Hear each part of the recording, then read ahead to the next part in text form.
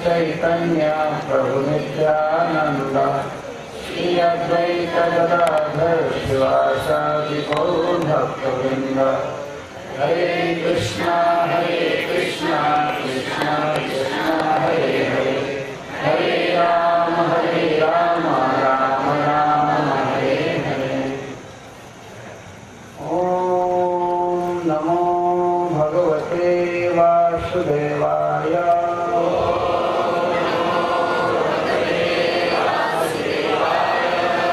ओम नमो भगवते वासुदेवाय।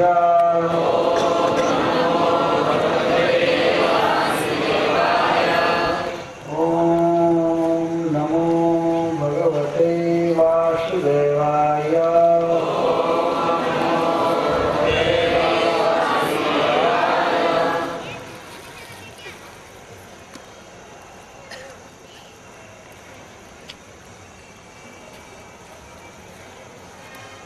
श्लोक 18 से चालू कर रहे हैं,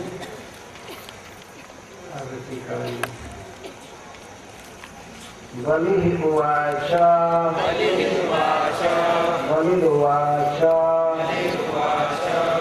अहो ब्राह्मणदायाद वाचस्ते वृद्धसम्मतः त्वं बालो बलिष्मतिः स्वार्थं प्रत्यबुधो यथा मां वचोभिः समारभ्य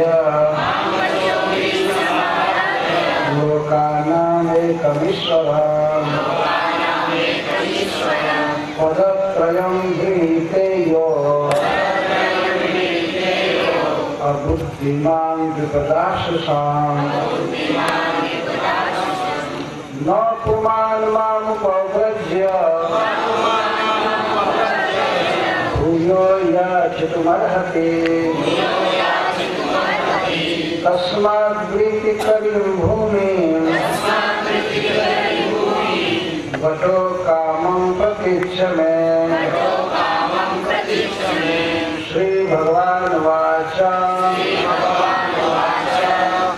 यावन्तो विषयः पृष्ठः त्रिलोक्यामजितेन्द्रियाम् न शक्नुवन्ति ते सर्वे प्रतिपूरयितुं नृपाः। त्रिभिक्रमैरसन्तुष्टो द्विधेनापि न पूर्यते। 9 वर्षसमेतेन सप्तद्वीपवरेच्छया सप्तद्वीपाधिपतयो नृपा वैन्यदयादयः अर्थैः कामैर्गतानान्तम् कृष्णाय इति नः श्रुतम्। यदृच्छयोपपन्नेन सन्तुष्टो वर्तते सुखम् न सन्तुष्टस्त्रिभिर्लोकैः अजितात्मोपसादितैः। पुरुषोऽयं संसृतेर्हेतुः असन्तोषोऽर्थकामयः। यदृच्छयोपपन्नेन सन्तोषमुक्तये स्मृतः। यदृच्छालाभतुष्टस्य तेजोभिप्रस्य वर्धते। तत्प्रसाम्यक्तसन्तोषात् अङ्गसेवा सुसूक्षणी। तस्मात् त्रीणि पदान्येव गृहे त्वद्वर्धर्षभात्।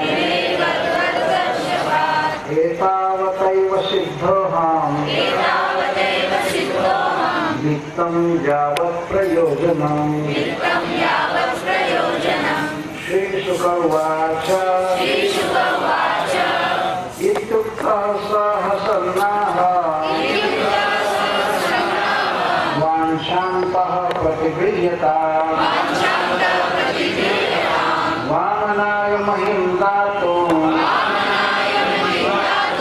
जग्राह जलभाजनम्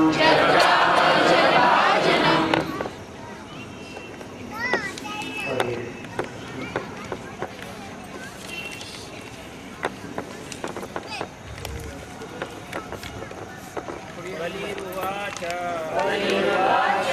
ओ ब्राह्मणदायाद वाचस्ति वृद्धसम्मता मतलब हमेशा घुमाते हैं मतलब एक बार लेकर बाद में पत्नी को प्रत्यबुधो यथा मां वचो विस्मराध्य लोकानामेकमीश्वरम् पदाश्रयं विनीते यो श्रीमान् द्विपदाशुषम् न पुमान्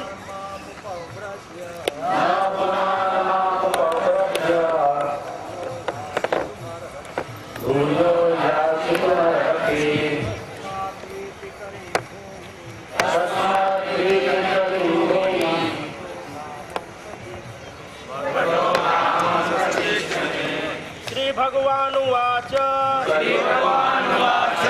यावन्तो विषया पृष्ठा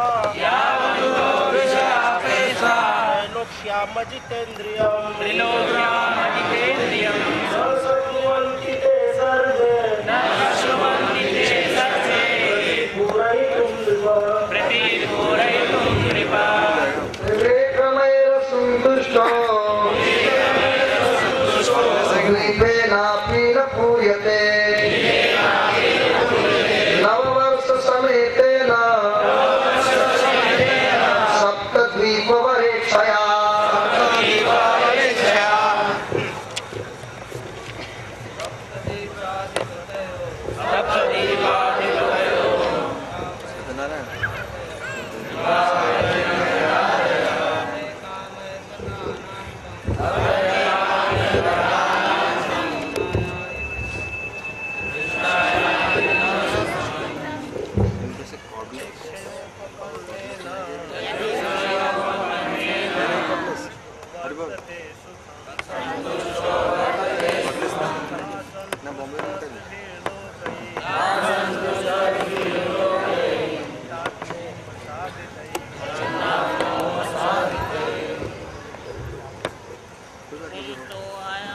अयं संस्थिते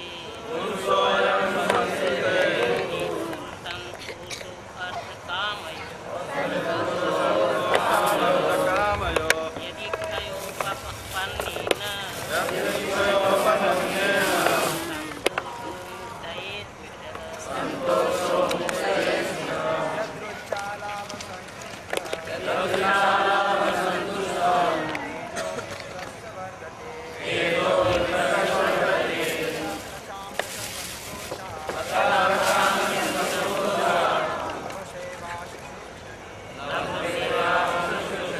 तस्मात् प्रणिपात्यन्येव ऋणे कृतवरदर्शभात् एतावदेव सिद्धोऽहम् चित्तो अयावत् प्रयोजयेन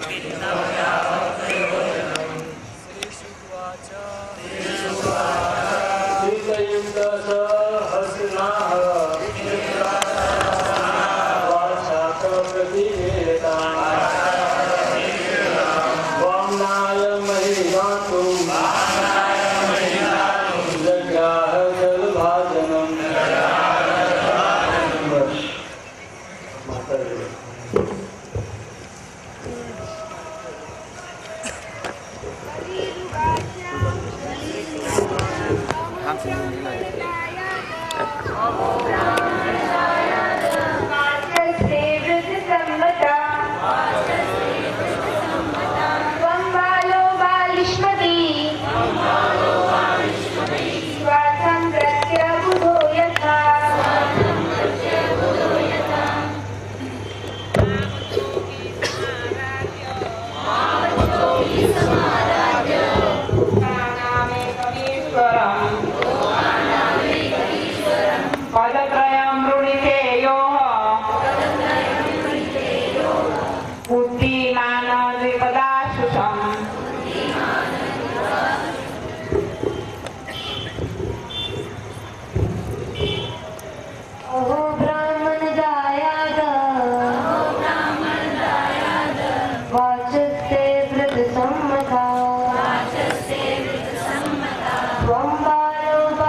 वालिशौमति स्वार्थ प्रत्यबुधो यथा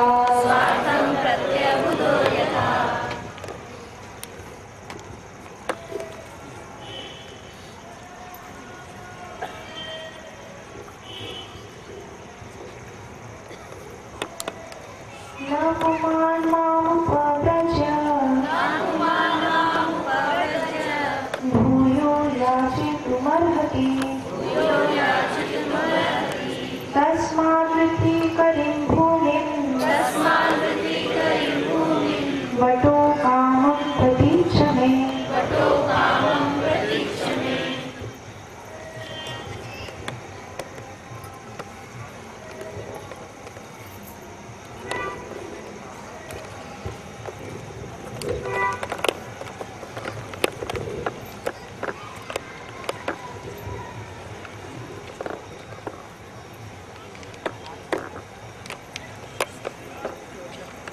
बलिवाच श्री बलि महाराज ने कहा, अहो बड़े खेद की बात है। ब्राह्मण दायाद, हे ब्राह्मण पुत्र, वाचः बातें, ते तुम्हारी बात है, विद्ध सम्मतः ज्ञानियों के द्वारा सम्मानित हैं, परंतु तुम बालक हो, बालिशमति और बचकानी बुद्धि है तुम्हारी। स्वार्थम अपने स्वार्थ को प्रति स्वार्थ के प्रति और उधर अज्ञ यथा बिल्कुल।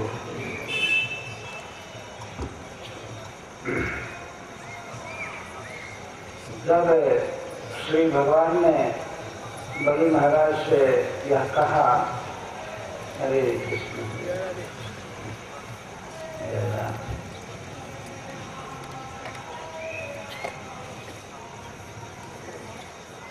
तस्मात् त्वत्रो महीम ईशद वृणेहम वर्धस्सभा पदानि त्रिदय चंद्र संहितानि पदानमा। हे दैत्यराज, इसलिए चूंकि आप इस संसार में सबसे बड़े दानी हैं और अत्यंत उच्च कुल में आपका जन्म हुआ है और पूर्वजों के द्वारा अनुष्ठित और अपने गुरुजनों के द्वारा अनुष्ठित धर्म पर आप स्थित हैं, इस कारण से आपसे मैं थोड़ी सी जमीन चाहता हूँ, थोड़ी सी भूमि चाहता हूँ, ईशद मणि। तो श्री बलि महाराज ने कहा, कितनी भूमि, कितनी भूमि? 3 पदानी, 3 पग भूमि। तो बलि महाराज ने कहा, किसके पैर से? पदानी संमितानी मम, पदा संमितानी मम, हमारे पैर से नाप करके। हम अपने पैर से नापेंगे और हमको 3 पग भूमि चाहिए। और इसके अतिरिक्त हे राजन, मैं और कुछ नहीं चाहता हूँ। मैं जानता हूँ कि इस समय आप जगदीश्वर हैं, समस्त विश्व के नियंता हैं और इसके साथ ही साथ वर देने वालों में आप सबसे श्रेष्ठ हैं, परंतु फिर भी मैं और कुछ नहीं चाहता। नन्यते कामे नाथ, नन्यते कामे राजन बदान्य जगदीश्वरा। बस इतने से ही हमारा प्रयोजन है। भगवान के कहने का आशय था कि 3 पग में मैं तुम्हारा सब कुछ ले लूंगा, बस इतना ही मेरा प्रयोजन है। उत्तम जावत प्रयोजन धन उतना ही रखना चाहिए जितने से काम चल जाए, अधिक की क्या जरूरत। तब बलि महाराज कहते हैं, यहाँ से आज की कथा का प्रारंभ है। अहो ब्राह्मणता यादवाचस्ते वृद्ध सम्मता तम बालो बालिस्मते स्वार्थम प्रत्यबुधो यथा। बलि महाराज को आश्चर्य हो रहा है, इतना बड़ा विद्वान लड़का परमार्थ में, परंतु व्यवहार में यह बिल्कुल बच्चा है। हे ब्राह्मण पुत्र, दयाद का होता है पुत्र या बांधव, दयाद। हे ब्राह्मण पुत्र, यह आश्चर्य की बात नहीं है कि तुम्हारा मन महत्वाकांक्षा नहीं कर रहा है, बहुत बड़े धनी होने की कामना नहीं कर रहा है। अरे तुमने जो बातें कहा मेरे पितामह के विषय में, प्रहलाद महाराज के विषय में, और मेरे प्रपितामह हरयाक्ष और हिरण्यकशिपु के विषय में, मेरे पिता के विषय में और मेरे विषय में, तो तुम्हारी जो बात है वृद्ध सम्मत है। वृद्ध का तो ज्ञानी दो तरह के वृद्ध होते हैं, एक आयु में बड़े और दूसरे ज्ञान में बढ़े हुए, तो दोनों को वृद्ध कहते हैं। ज्ञान वृद्ध है और वयो वृद्ध है। ये छोटा सा बच्चा ब्राह्मण का है तो कोई वयो वृद्ध तो है नहीं, ज्ञान वृद्ध। जो ज्ञान में बड़े खड़े हैं तुम्हारी बात का बहुत आदर करते हैं, तो बहुत अच्छा बोले, लेकिन व्यवहार के विषय में जो तुम्हारी बुद्धि है वह उचित नहीं है। तुम बालक हो, बालिस्मती, तुम बच्चा हो, इसीलिए तुम्हारी बुद्धि अभी पक्की नहीं हुई है, तुम्हारी बालिस्मती है, अर्थात तुम अज्ञ हो। क्या अज्ञता है? स्वार्थम प्रति अबुध। तुम अपने प्रयोजन को नहीं समझ रहे हो कि आगे चल करके तुम्हारा कैसे गुजारा होगा। तुम विवाह करोगे, तुम्हें खेत जगह चाहिए, पैसा चाहिए, पशु चाहिए, कई चीज चाहिए, लेकिन तुम देख ही नहीं रहे हो। तुम अपने स्वार्थ के विषय में अज्ञ हो। वास्तविक अर्थ यह है कि भगवान भक्तों के अर्थ के विषय में ज्ञाता है, अपना वो कुछ देखते नहीं, क्योंकि वो परिपूर्ण है। भगवान आप काम है, सब तरह से पूर्ण है, अतः वे अपने विषय में कभी नहीं सोचते हैं कि हमारा गुजारा कैसे होगा, हमारा काम कैसे चलेगा। भगवान कभी ये नहीं सोचते। जो सब तरह से पूर्ण है, आपके काम हो, क्या सोचेगा? भक्तार्थ एवं तवार्थ इत्यर्थ। भक्त का अर्थ ही भगवान का अर्थ है। भक्त जो चाहते हैं तो भगवान उसको पूरा करते हैं। भगवान का अपना कोई स्वार्थ नहीं होता। तो फिर ये अर्थ है, सरस्वती जैसे अर्थ कर रही है, भगवान में अपना स्वार्थ नहीं। और तुम्हारी मूर्खता क्या मैं कहूँ, माम बचो भी समाराध्य, तुम ऐसे वचन बोले उससे मैं खुश हो गया। मेरी आराधना करके, मुझे प्रसन्न करके अपने वचनों से, और तुम 3 पग भूमि मांग रहे हो। ओहो, क्या तुम्हारी बुद्धि है?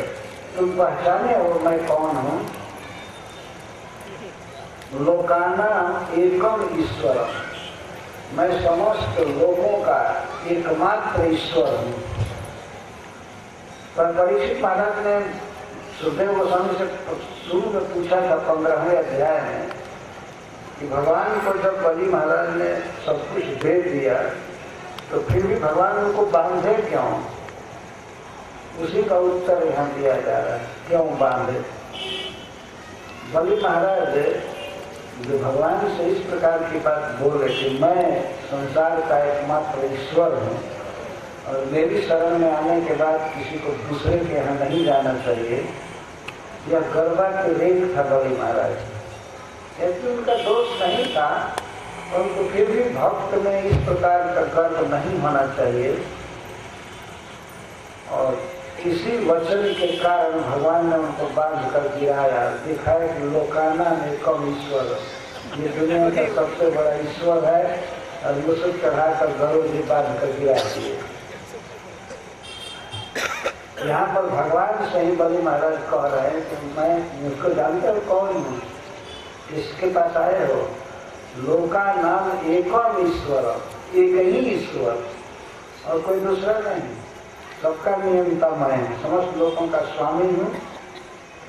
ऐसे व्यक्ति के पास आकर के कोई व्यक्ति अगर 3 पद भूमि मांगे तो वह अबुद्धिमान, वह अज्ञ है, मूर्ख है। द्वीपदासुसम, मुझ पर ध्यान दो, मैं कौन हूँ? मैं द्वीप दाता हूँ, द्वीप दे सकता हूँ, जम्बू द्वीप या पुष्कर द्वीप, जो भी अन्य प्लक्ष है, जो द्वीप है, इसको दे सकता हूँ। ऐसे महान दाता के पास आकर के तुम मेरी बेइज्जती कर रहे हो, 3 पग भूमि, और वो भी अपने पैर से। छे तुम्हारी बुद्धि किस काम की? वो मैं जानता हूँ ब्राह्मण के पुत्र हो, तो ब्राह्मण तो कभी राजा बनने की सोचते नहीं हैं, भीख मांग कर जीते हैं, तो उसी सर्किल में तुम हो, अतः ज्यादा तुम्हारी बुद्धि जा नहीं है। जिसके पास भीख मांग करके लाया हो, 1-2 दिन की खर्ची, आदमी बन गया, भीख मांग करके फिर खाया, तो उसका लड़का क्या सोचेगा? कभी सोचेगा कि गवर्नर हो जाऊं या चीफ मिनिस्टर हो जाऊं या प्राइम मिनिस्टर हो जाऊं? कभी नहीं सोचेगा। तुम्हारा दोष नहीं है, तुम ऐसे वंश में जन्म लिए हो कि तुम्हारी बुद्धि आगे जा नहीं रही है। लेकिन तुम अपने ओर देख करके मत मांगो, मेरे तरफ देखो, मैं कौन हूँ, मेरी बेइज्जती मत करो। न पुमान मांग को ब्रज भूलो याचित मरहति। किसी भी व्यक्ति को जो मेरे पास आता है मुझसे कुछ मांगने के लिए, तो फिर उसे दूसरे के पास नहीं जाना चाहिए, क्योंकि उससे मेरा असम्मान होगा।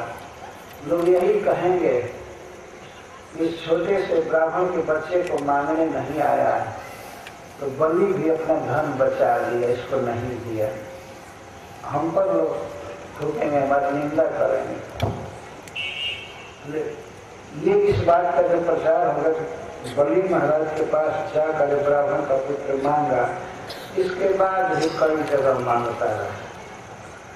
अतः तस्मात् वृत्ति करी भूमि बटो कामम पक्ष में। इसलिए हे ब्रह्मचारी जी, हे ब्राह्मण, अपनी जीविका चलाने भर, जीवन भर के लिए आपको जितनी भूमि की जरूरत है वो मांगिए, अपनी इच्छा के अनुसार। अपनी इच्छा को थोड़ा बढ़ाओ, ये कौन इच्छा क्यों कर रहे? कामम का जपेक्षम, ऐसा ब्राह्मण का पुत्र इच्छा ही नहीं कर रहा है, तुम इच्छा बढ़ाओ, बढ़ा करके, और जितनी इच्छा हो उतनी भूमि मांग लो मुझसे। मैं चाहता हूँ कि मेरे पास जब आए हो तो तुम दूसरे के पास फिर हाथ पसारने मत जाना। इसलिए वृत्ति करी भूमि, जितने से तुम्हारी आजीविका जीवन भर चल जाए, आगे चलकर के तुम विवाह करोगे तो तुम्हारी पत्नी का खर्चा, बच्चों का खर्चा, परिवार, भाई, माता पिता, ये सबका तेरा विचार करो।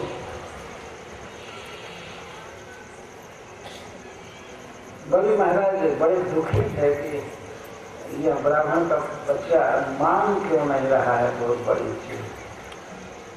तो इतनी बड़ी चीज मांग रहा है कि बलि महाराज के पास इतना है ही नहीं। लेकिन देखिए भगवान और भक्त का संवाद, भगवान प्रेम के वश में है। वास्तव में बलि महाराज को बांधे, अभी तक तो बांधेंगे, तो वो भगवान का अनुग्रह था। जैसे मां यशोदा ने श्री कृष्ण को रस्सी में बांध दिया, इसका अर्थ यह नहीं था कि मां यशोदा श्री कृष्ण पर निग्रह कर रही है, क्रोध कर रही है। कृपा करके उनको सभ्य बनाने के लिए मुखर में बांध दिया। तो अपने परम प्रिय भक्त को भगवान बांधेंगे, यह अद्भुत लीला है। सारा संसार हाहाकार करने लगा, लेकिन बांधना वो प्रेम का बंधन था, द्रोह का नहीं।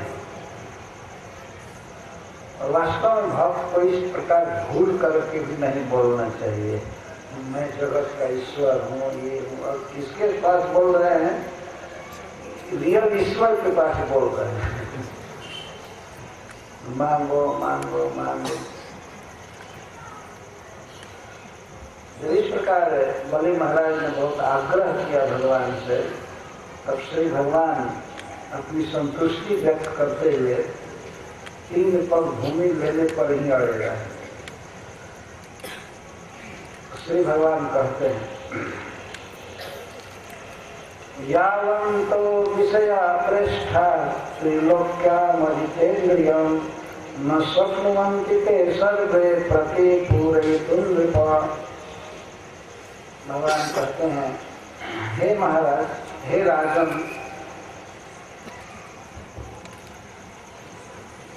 त्रिलोक्याम यावन्तः प्रेष्ठा विषया ते सर्वे अजितेन्द्रियं प्रतिपूरयितुं न शक्नुवन्ति। हे राजन,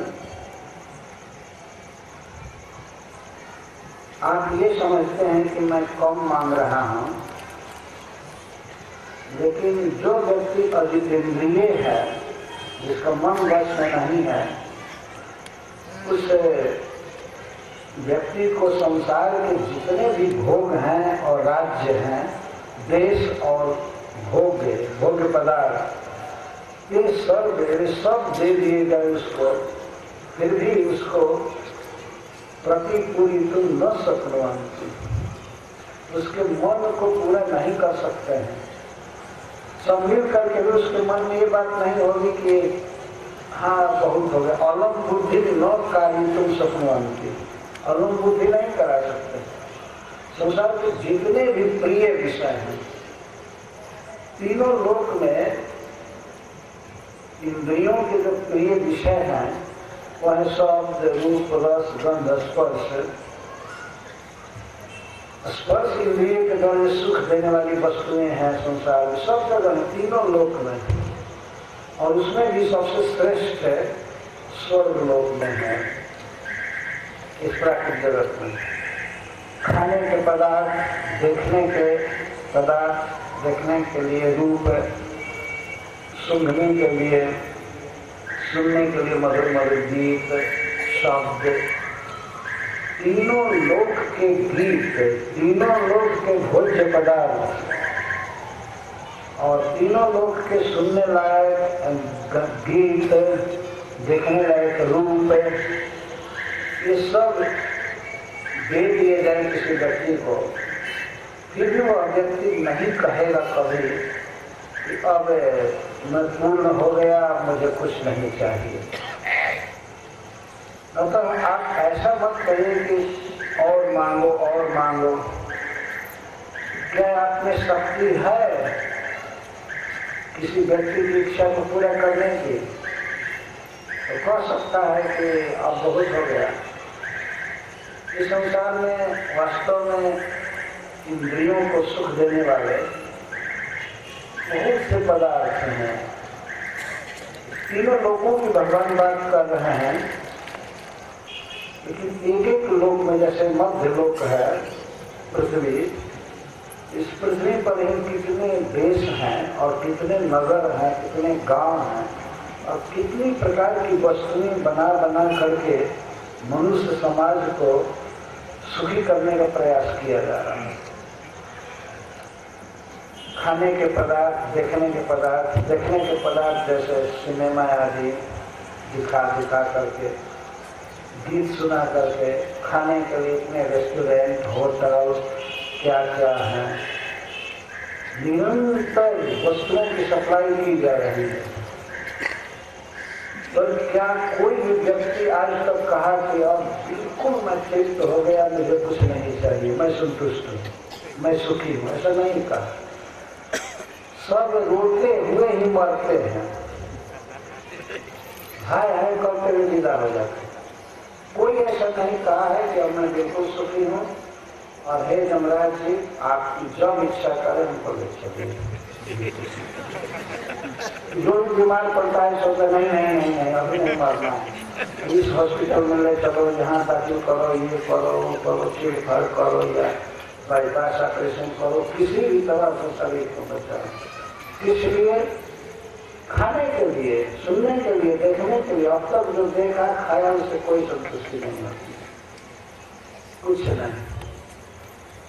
अनेक दृश्य बाकी रह जाते हैं, उनको प्रेष्ठा विषया कहा गया है। भगवान कहते हैं जवंत प्रेष्ठा विषया, जितने भी प्रिय विषय हैं ये सब उस व्यक्ति के मन को पूरा नहीं कर सकते, सुखी नहीं कर सकते जो औजितेन्द्रियम, जिसने अपने मन को वश में नहीं किया है। इंद्रिय में मुख्य इंद्रिय है मन, जिसका मन और तृष्णा से युक्त है, ये चाहिए वो चाहिए, ये चाहिए वो चाहिए, उस व्यक्ति को किसी भी अमाउंट में वस्तुओं की सप्लाई द्वारा सुखी नहीं किया जा सकता। भगवान कहते हैं त्रिभी क्रमैर असंतुष्ट सप्त द्वीपे नाम सप्त द्वीप वरेक्ष, त्रिभी क्रमैर असंतुष्ट द्वीपो नापि न पूर्यते नव वर्ष समेतेन सप्त द्वीप वरेक्षया। हे महाराज, जो व्यक्ति असंतुष्ट है, असंतुष्ट, जो व्यक्ति 3 पग भूमि से संतुष्ट नहीं हो सकता है, उसको 9 वर्ष समेत जम्बू द्वीप भी दे दिया जाए पूरा, फिर भी नहीं उसकी इच्छा पूरी होगी, वो सुखी नहीं होगा। बल्कि एक द्वीप मिलने के बाद 7 द्वीप मिलने की लालसा उसकी तुरंत हो जाएगी। यदि एक जम्बू द्वीप मिला तो उसके बाद प्लक्ष द्वीप, सांबी द्वीप या क्रंच द्वीप, कुश द्वीप, शाक द्वीप, ये सब प्राप्त करने की इच्छा उसकी हो जाएगी तुरंत। यह स्वभाव है इस संसार का। और कई लोगों का अनुभव होगा, जब किसी व्यक्ति के मन में ये इच्छा है कि हमको 10 करोड़ रुपया हो जाए, तो होते ही उसे 1 अरब की लालसा तुरंत उठेगी। तो 10 करोड़ प्राप्त होगा तो 90 करोड़ के घाटा की याद करके वो छटपटाता रहेगा कि हाय रे मुझे 90 करोड़ नहीं मिला, नहीं मिला, वो सुखी नहीं हो सकता है। त्रिभी क्रमैर संतुष्ट, जो 3 कदम भूमि से संतुष्ट नहीं हो सकता है, उसको पूरा 9 वर्षों के साथ द्वीप दे दिया जाए फिर भी नहीं पूरा होगा, क्योंकि द्वीप मिलते ही 7 श्रेष्ठ द्वीपों को पाने की लालसा हो जाएगी। सब द्वीप वरेक्ष, इस जम्बू द्वीप की अपेक्षा और जितने भी द्वीप हैं वे दुगुना बड़े बड़े हैं। तो इसको द्वीप, सप्त द्वीप वर, सप्त द्वीप वराणाम लाभेच्छया। ये देखा जाता है संसार में। यदि कोई व्यक्ति किसी जिला का स्वामी हो गया, मालिक हो गया, तो सोचता है पूरे प्रदेश का मालिक हो जाए। प्रदेश का हो गया है, उसकी इच्छा होती है कि पूरे भारत का राजा बन जाए। देखा जा रहा है असंतुष्ट व्यक्ति के लिए।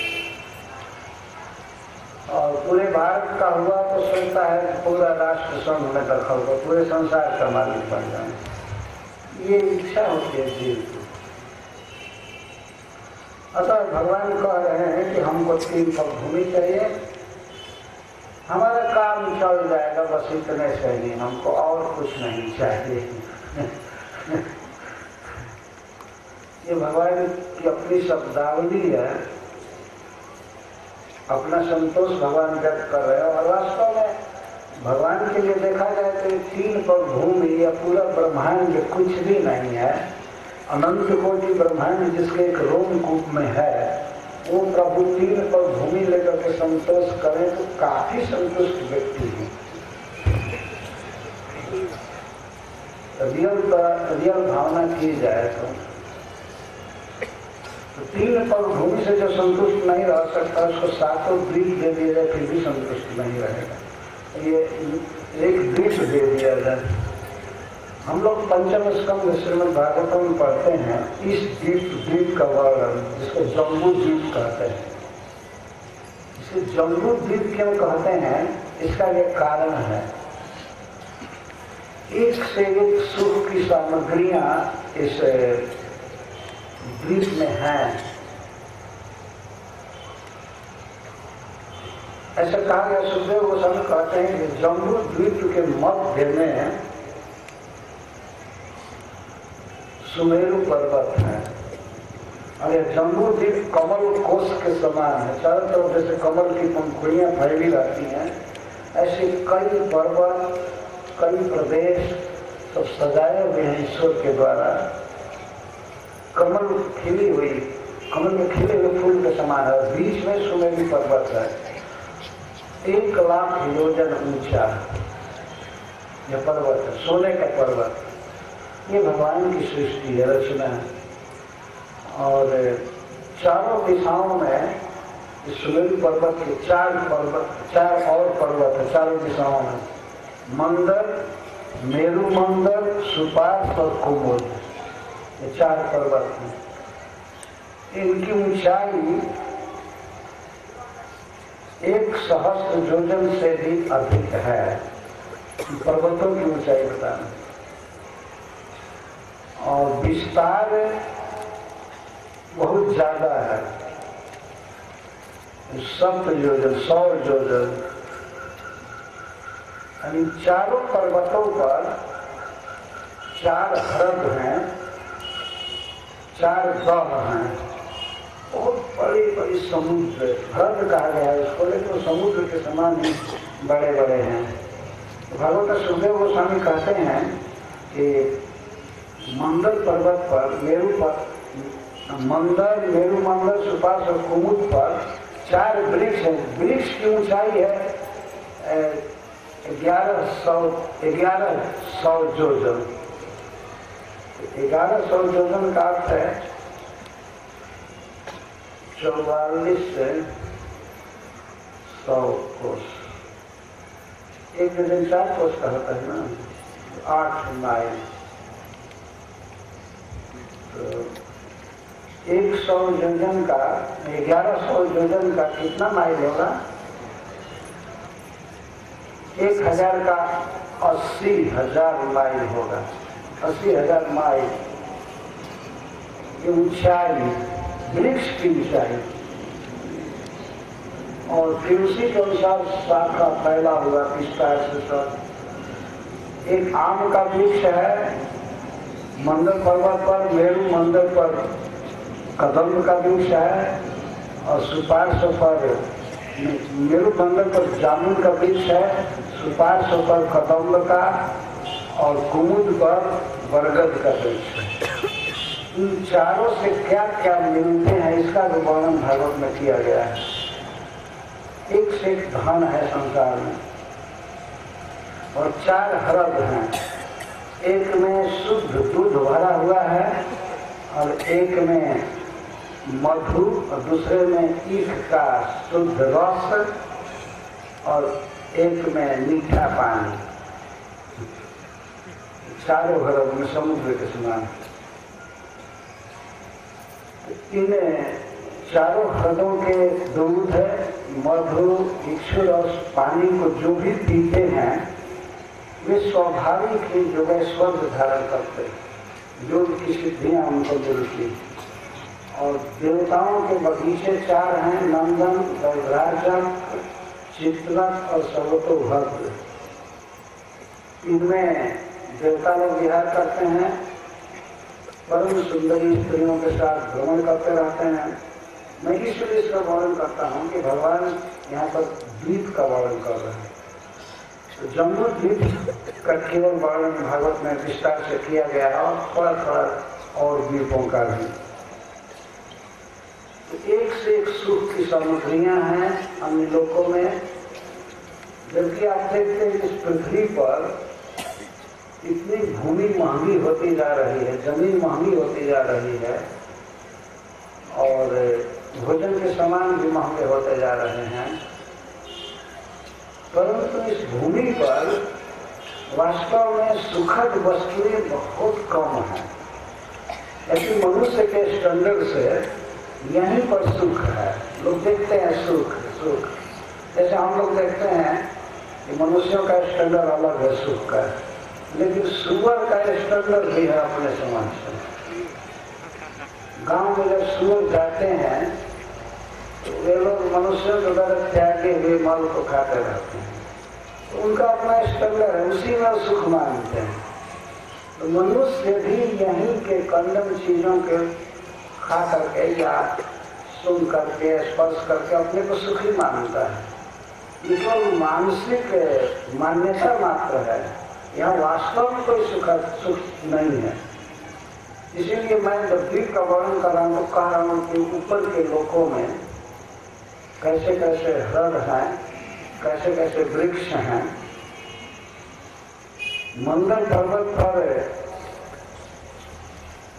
आम का एक वृक्ष है, बहुत ऊंचा, बहुत विस्तार से, और उसमें फल लगते हैं पर्वत शिखर के समान बड़े बड़े। पर्वत का शिखर कितना बड़ा होता है, इतने बड़े बड़े आम के फल लगते हैं चारों तरफ और गिरते रहते हैं। बहुत उच्च शिखर से ऊंचे वृक्ष से गिरते हैं शाखा से, तो फट से फूट जाते हैं और उसमें उसका बीज नाम मात्र का होता है, केवल रस ही रस होता है। लगातार गिरते रहते हैं तो बहुत ही विशाल एक नदी बह चलती है जिसको जम्मू नदी कहते हैं। जामुन के नहीं आम के रस को लेकर के चलती है मेरे मंदर पर्वत पर। तो आम का जूस जब बहता है तो उसके विषय में सुखदेव गोस्वामी कहते हैं कि जो लोग उस जूस को पीते हैं उनके शरीर से ऐसी सुगंध निकलती है जो 10 योजन तक सुवासित करती है दिशाओं को। और उस रस को पीने वाले देवता उनके शरीर से सुगंध निकलती है। इस संसार में तो हम लोग जूस देखे हैं बनाते हुए, आम का जूस होता है और फलों का जूस हो, बहुत थोड़े थोड़े मशीन में एक आध गिलास देते हैं, देकर के बहुत बड़ा मानते हैं।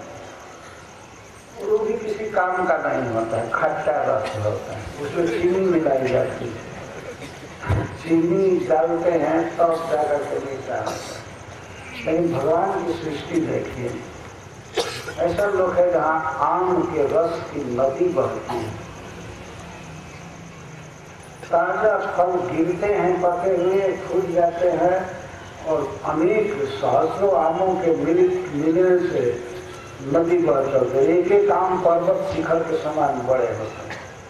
यहाँ पर कितना बड़े होते हैं, अगर बहुत बड़ा फल होगा तो ज्यादा से ज्यादा आधा किलो 1 किलो हो सकता है ना। यहाँ पर इतना बड़ा फल नहीं पल सकता। मेरू मंदिर पर जामुन का वृक्ष है, बहुत बड़ा।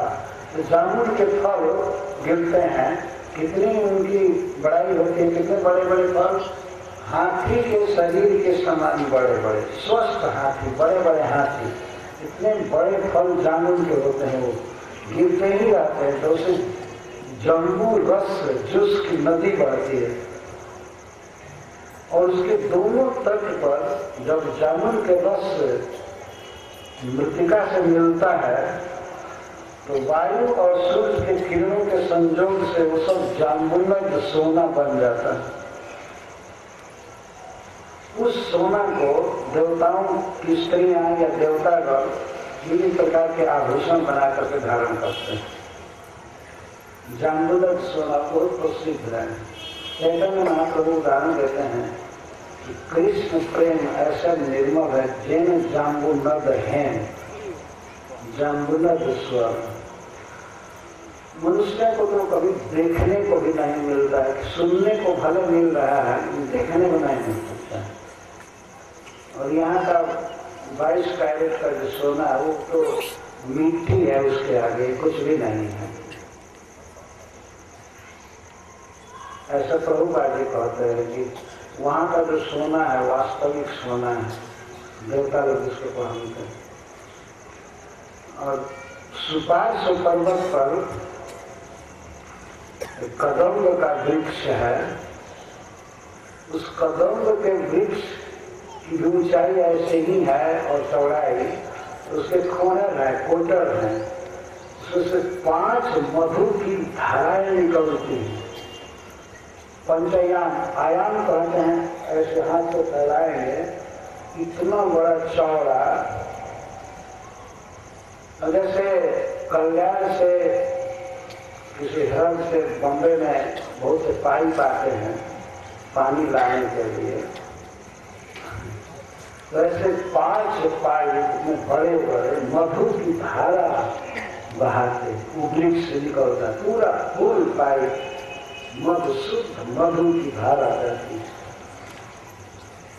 उसको जो पीते हैं, उसका सेवन करते हैं, उनमें कभी भी चमड़ों में सिकुड़न नहीं हो सकती है, केश नहीं पकते हैं, कभी थकावट नहीं होती है, पसीना नहीं निकल सकता है, उनके शरीर में कोई दुर्गंध नहीं, केवल सुवास ही सुवास रहती है। मुंबई में भी 4-5 पाइप आते हैं ना, तो सुपार्श पर्वत पर जो कदम्ब का वृक्ष है, उससे इस तरह की मोटे मोटे पाइप धाराएं आती हैं मधु की। तो पाइप में नहीं आते हैं, तो सोने के पर्वत पर सब नदियां बहती रहती हैं, मधु की नदियां। वो भी एक स्थान है, वो भी एक देश है और भोग्य वस्तु है मधु। पर कुमुद पर्वत पर वट वृक्ष है, वट वृक्ष से अनेक काम जो है नदियां निकलती हैं, धाराएं निकलती हैं उसके नीचे से, जड़ से। और स्वयं कल्प वृक्ष है और नदियां, उनमें सब प्रकार के फर्नीचर, बेड, कपड़ा, भोजन की सामग्री अपने आप मिलती रहती बिना किसी फैक्ट्री के। ये फैक्ट्री आदि से तो गंदगी बढ़ती है, वहाँ पर वृक्ष इस प्रकार की चीजें देते रहते हैं, नदियाँ देती रहती। किसी को कोई कुर्सी की जरूरत है, बेंच की जरूरत है, तो देवता जाते हैं उसमें से छान करके ला करके यूज करते हैं। अपने आप के सब फर्स्ट क्लास के फर्नीचर बनते रहते हैं और अम्बर, कपड़े, साल, सब कुछ। तो मनुष्य को भी इन स्थानों का पता भी नहीं है, प्राप्त करने के बाद तो दूर है। ये तो झूठ बोल का काम चला रहे हैं, हम चंद्रमा पर जा रहे हैं, जाकर लाए क्या है, कुछ भी नहीं। एक जगह दिखाते हैं वो चट्टान ला करके और दिखाते हैं मनुष्यों को, ये हम लाए हैं, इसको फोड़ो, शोध करो, ये करो, पर कुछ नहीं करते हैं। पत्थर को फोड़ करके शोध करेंगे, निकालेंगे, जीव है नहीं है, यहाँ जीवन संभव है नहीं है, ये नहीं है। श्री प्रभुपाद जी कहते हैं कि बिलियंस ऑफ डॉलर खर्च करते हैं और कहीं से पृथ्वी का पत्थर उठा करके लाद करके कहते हैं चंद्रमा से लाए, और फिर वो तो पैसा कमाए नहीं, अब इसको दे देते हैं, इसको फोड़ो, चेक करो, ये केमिकल चेक करो, ये करो, ये करो। क्या है मनुष्य के पास न तो बुद्धि है न भोग की सामग्री है वास्तव में, और जीवन 10 वर्ष का है, इसके बाद हॉस्पिटलाइज होकर के जैसे तुम्हारे का चले जाना। यहाँ तो कोई भोग नहीं है, भोग है ईश्वर लोगों में। तो भगवान कहते हैं कि जितने भी इंद्रियों के प्रिय विषय हैं वे सब एक व्यक्ति को दिए जाए और जितेंद्रिय व्यक्ति को, फिर भी ये सब उसे सुखी नहीं कर सकते। जो 3 पग भूमि से संतोष नहीं कर सकता है, वह द्वीप दिए जाने पर भी संतुष्ट नहीं होगा। उसे 7 द्वीप पाने की इच्छा होगी, और 7 द्वीप जिसको मिला है वो लोग भी तो सुखी नहीं हुए। सप्त द्वीपाधिपतय नृपवैन गया अर्थै कामयी गतानान्तम तृष्णाया इति न सुतम। भगवान कहते हैं कि सप्त द्वीप के अधिपति हुए हैं कुछ राजा, जैसे पृथु महाराज और राजा गय और आदि सबसे प्रियव्रत महाराजा भी, तो बड़े बड़े राजा। लेकिन अर्थ की तृष्णा और काम की तृष्णा का अंत प्राप्त नहीं की। अर्थै कामय गता नान्तम तृष्णाया, तृष्णा का अंत नहीं पाए। यद्यपि पृथु महाराज, प्रियव्रत महाराज और गय के प्रति ये सब बोला जा रहा है, वास्तविक इसका अर्थ नहीं है। इसका मतलब ये है कि वो लोग तो भक्त थे, परम संतुष्ट थे, लेकिन फिर भी राजा पना की दृष्टि से देखा जाए तो वो भी दिग्विजय के लिए निकलते थे, दिग्विजय करने के लिए। कोई शत्रु नहीं था, फिर भी सेना इकट्ठी करके निकलना, और धन हो जाए, ये हो जाए, वो हो जाए। और फिर तृष्णा कभी शांत नहीं होती है, और काम की तृष्णा। अर्थ का मतलब है पैसा प्राप्त करना, सोना चांदी संग्रह करना और अनेक प्रकार की और वस्तुएं, और इसके साथ ही साथ काम। स्त्रियों को भोगने की वासना उनकी कभी शांत नहीं होती है। अजितेंद्रिय लोगों की भले राजा हो, कुछ भी हो, नए नए प्रकार से भोगों की वासना बढ़ती रहती है। खाने की, घूमने की, सवारियां, ये देश के विषय है संसार में। जिस व्यक्ति को सबसे अच्छी मोटर गाड़ी मिली, कार मिली, तो कुछ ही दिन में वो व्यक्ति सोचता है नहीं और नए मॉडल की चाहिए कार, जिसमें सब प्रकार की फैसिलिटी हो, अपने आप रिमोट कंट्रोल से दरवाजा खोले और एसी कार होनी चाहिए। ये होनी की क्या है? ये तृष्णा है। कैसे तृष्णा? चमड़े को सुखी करने की तृष्णा। ऐसे कार में बैठे कि बैठने में मुलायम हो, गद्दा हो, और हमें कभी ठंडी हवा या गर्म हवा न लगे, समशीतोष्ण। ये है और काम की तृष्णा।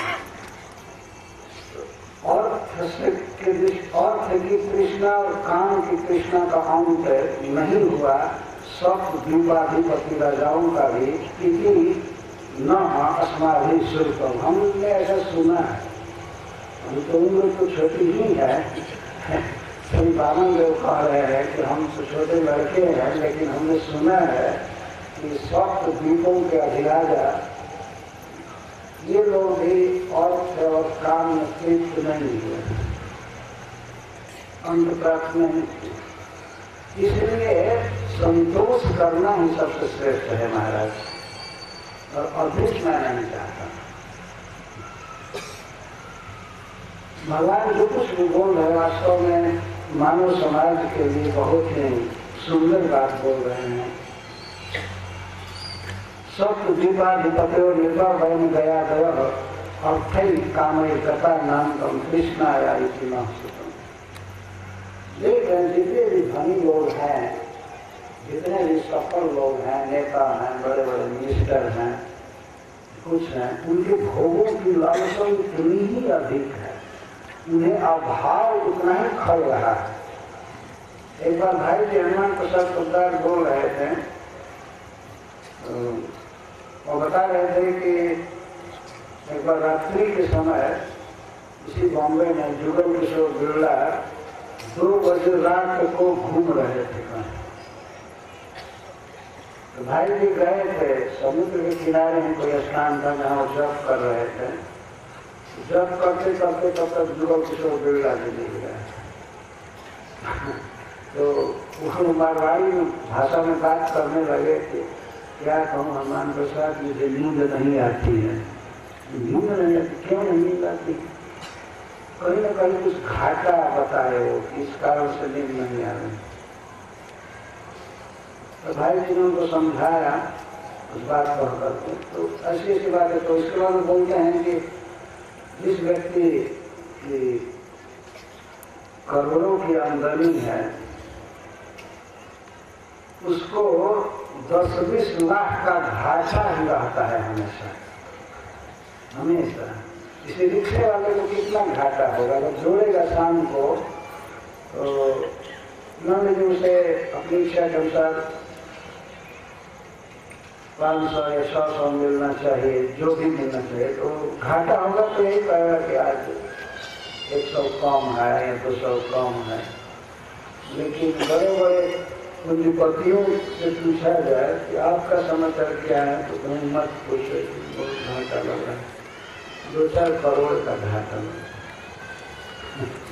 हमको घाटा का अनुभव ऐसे होता है, जितना धन है उतना ही अभाव की अनुभूति है, उतनी चिंता है कि आगे हमारा धन रहेगा कि नहीं रहेगा, क्या हो जाएगा, क्या हो जाएगा।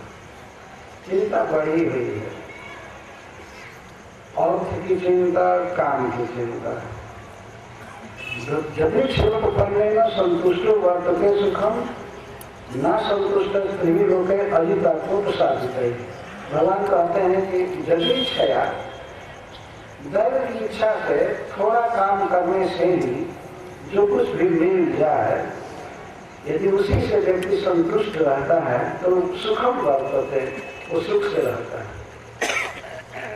बहुत अधिक परिश्रम करके नहीं और बहुत झूठ आदि नहीं बोल करके, चिटिंगबाजी नहीं, भगवान की कृपा है। वास्तव में देखा जाता है कि थोड़े काम से ही कुछ न कुछ आमदनी हो ही जाती है व्यक्ति को। ऐसा कहते हैं हमारे यहाँ कि जेकर खर्ची सवा मन के उपजे सवा से ना जाने राम जी लगई में कौन थे। जिसकी खर्ची सवा मन की है, उसके घर में सवा से उपज हुई, फिर भी भगवान इसका पार करते हैं, कोई न कोई उपाय लगाते हैं। जदृच्छा करते, जदृच्छा करते ईश्वर की इच्छा। जब ईश्वर जन्म दिया है, सृष्टि किया है, सबको शरीर दिया है, तो पहले से ही सोच लिया है कि इसको भोजन देना है, इसको कपड़ा देना है, इसको मकान देना है। ये भगवान की व्यवस्था है। मनुष्य सोचे या न सोचे, सरकार सोचे या न सोचे, इसकी अपेक्षा भगवान को नहीं है। भगवान व्यवस्था करते ही हैं, इसको जदृच्छा कहते हैं। तो जदृच्छा दैव की इच्छा से जो कुछ भी मिल जाता है कुछ काम करके, और उसी में जो व्यक्ति संतुष्ट रहता है तो सुखम वर्तते, वो सुख से रहता है, आनंद से रहता है। और नाश न असंतुष्ट भी लोग अजितात्मोपसादित है। लेकिन जो अजित आत्मा है, जिसकी इंद्रिय वश में नहीं है, मन वश में नहीं है, जिसे ईश्वर पर विश्वास नहीं है, वह व्यक्ति त्रिभी लोक ही उपसादित है, तीनों लोक भी उसको प्राप्त हो जाए, तीनों लोक की सारी भोग की सामग्रियां, सारा धन आदि सब कुछ प्राप्त हो जाए, फिर भी